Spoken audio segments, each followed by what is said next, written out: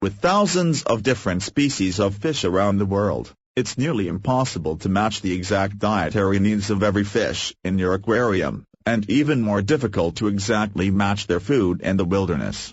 However, by following a few common guidelines, you can keep your fish in good general health, and they will eventually adjust to the new diets you provide. While these guidelines won't work for fish with highly specialized diets, it is meant to handle the dietary needs of a vast majority of freshwater species. One of the greatest developments in fish care is the development of dried, high-nutrition fish foods which can generically feed most breeds of fish. These come in a variety of forms, from pellets to flakes. These dried fish foods, no matter the form they take, will provide equal nutrients to your fish. The biggest factor to consider between flakes, tiny granulated bits, or larger pellets is the actual eating habits and size of your fish.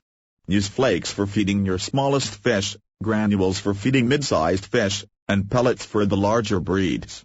These sizes are made for the mouths of various fish, and it's best to stick to the type suited for your fish. Aside from the obvious difficulty of feeding a tiny fish like a guppy with a pellet that's as large as its head, flakes, meant for tiny fish, will often be ignored by larger fish.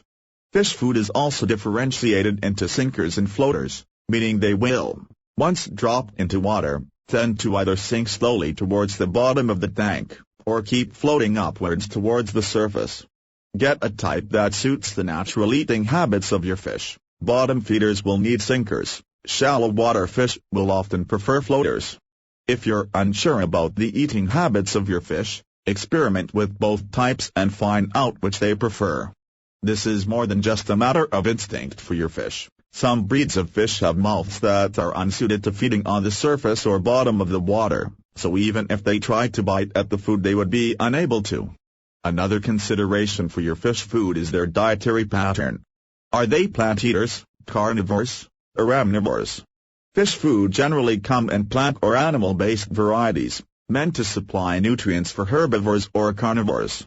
If your fish are omnivorous, you won't have much of a problem, though you'll probably have to buy both kinds of fish food to keep your pet's diets nutritionally balanced. Feeding an herbivorous fish an animal-based fish food or feeding a carnivore plant-based fish food will both result in eventual death, as your fish won't be able to digest it. Over- and underfeeding fish is also a source of problems if you're not careful. Both can cause your fish to sicken and die, though for different reasons. Underfed fish will grow thinner and weaker, and be more prone to disease. Overfed fish, on the other hand, won't be directly unhealthy. The problem lies in the excess fish food that remains floating around the tank.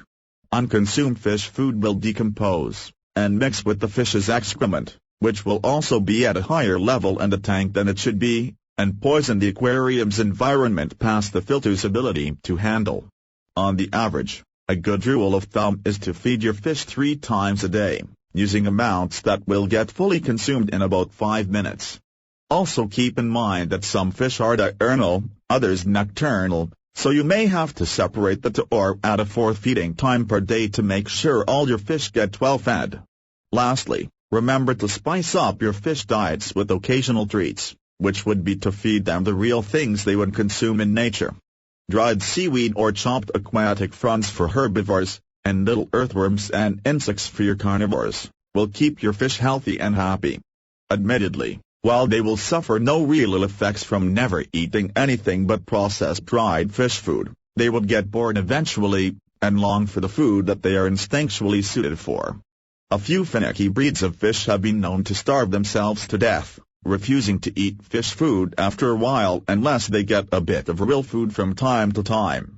Throwing in real food for your fish about once a week keeps this from happening.